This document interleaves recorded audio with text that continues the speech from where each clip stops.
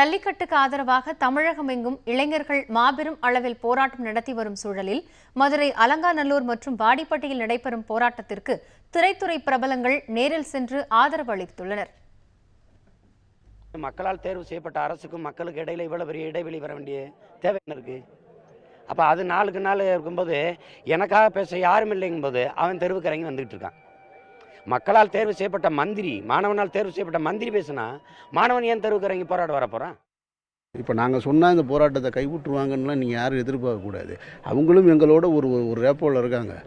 நல்லா நீங்கள் புரிஞ்சுக்கணும், அரசு நேரடியாக தலையிடாமல் இது முடிவுக்கு வரவே வராது. அதனால் அரசு உடனடியாக தலையிட்டு இதை முடிவுக்கு கொண்டு வரணுன்றது தான் எங்களுடைய நோக்கம்.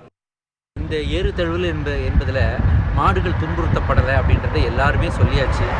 இதில் அப்படியே காயம் ஏற்பட்டாலும் அது ஏறை தழுவுகின்ற அந்த இளைஞர்களுக்கு தான் ஏற்படுமே ஒழிய மாடுகளை எந்த விதத்திலும் துன்புறுத்தப்படலை. இங்கே இருக்கிற ஹீரோஸை பார்க்க தான் வந்திருக்கேன். நான் இங்கே இருக்கிற நிஜ ஹீரோஸை பார்க்க தான் நான் வந்தேன். அந்த போராட்டம் இப்படியே ஃபேட் ஆகிடக்கூடாது கண்டிப்பாக. ஆனால் இவ்வளோ உணர்ச்சிகள், இவ்வளோ பேர் உணர்வுபூர்வமாக போராடுறப்போ இவங்க சத்தம் போடுறது எல்லாமே யார் காதுலையா விழணும். அவங்க திரும்பி பார்க்கணும், இந்நேரம் திரும்பி பார்த்துருக்கணும்.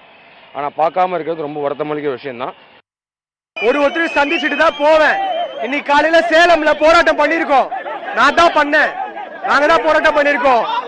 நம்ம ஜல்லிக்கட்டோடைய பேனு எடுக்கணும். அவங்க அதே மாதிரி பீட்டாவை பேன் பண்ணணும்.